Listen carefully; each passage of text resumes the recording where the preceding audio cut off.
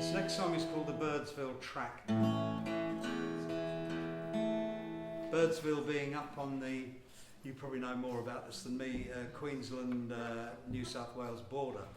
And Birdsville in its heyday was a very important place. Nowadays I think it's renowned for its camel racing, I think.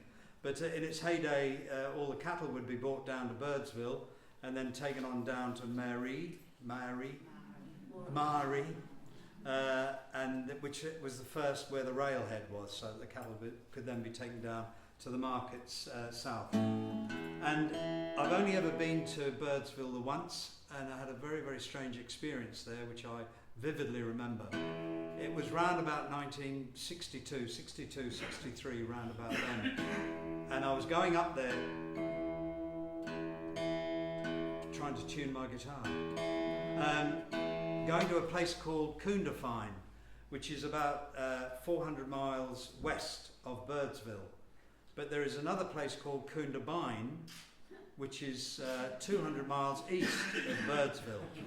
So if you're going up and you get up to Birdsville and you find the one person who lives there and you ask him the way or her the way to Coondabine and he didn't quite hear what you said and sent you the wrong way, I'm just telling you that in case you ever go to Birdsville. But the experience I had there was just incredible. I've never ever forgotten it.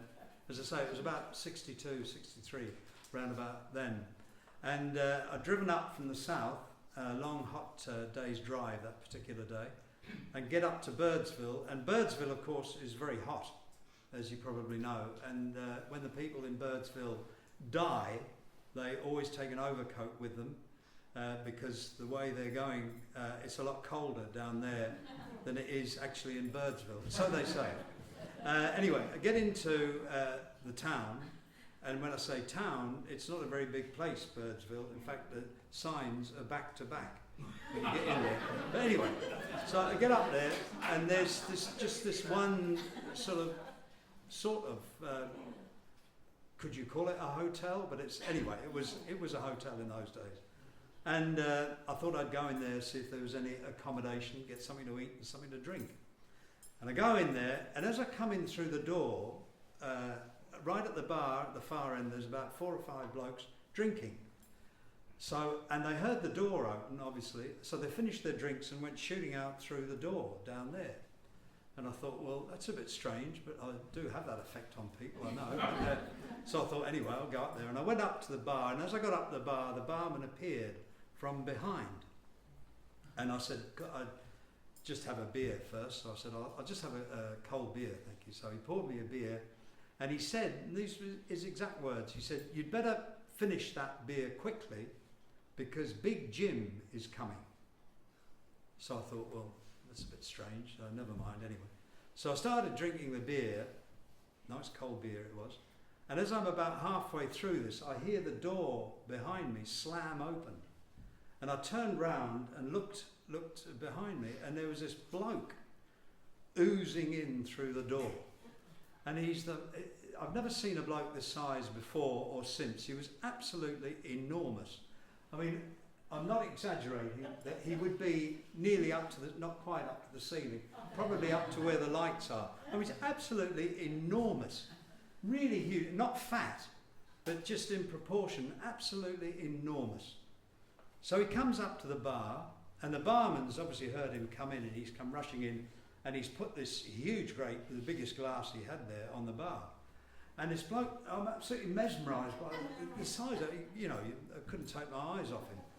And he put his hand down to pick the glass up, and his hand was so huge you couldn't actually see the glass because it just covered the glass. And he picked this glass up and just drank the beer. And I thought, I'm just staring at him. I thought, I've got to try and engage this bloke in conversation because he looked quite an interesting bloke. So as he put the glass down on the bar, I said, I had a shout to him because I said, would you like another beer? And he said, no! He said, I'm going, Big Jim's coming.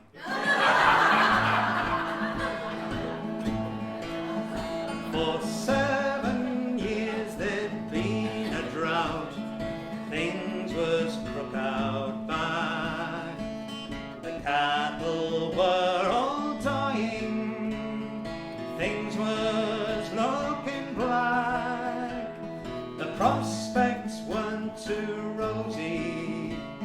whichever way you'd look.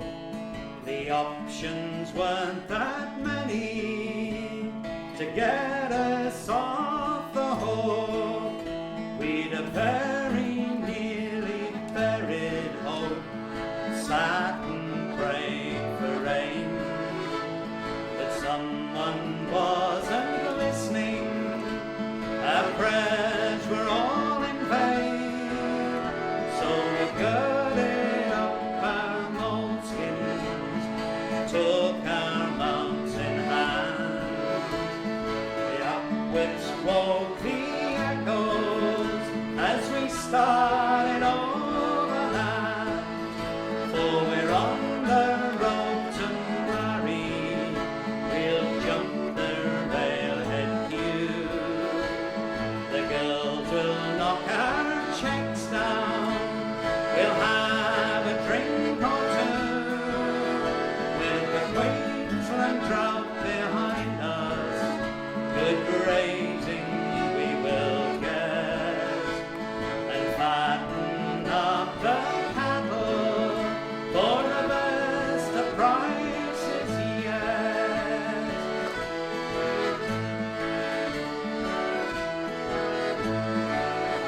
We braved the stony desert with a flight and savage heat, the lust and a raging thirst, which there's no retreat. But we gambled on the outcome, and we're stockmen to a man, and we'll get through to Martyn if anybody can.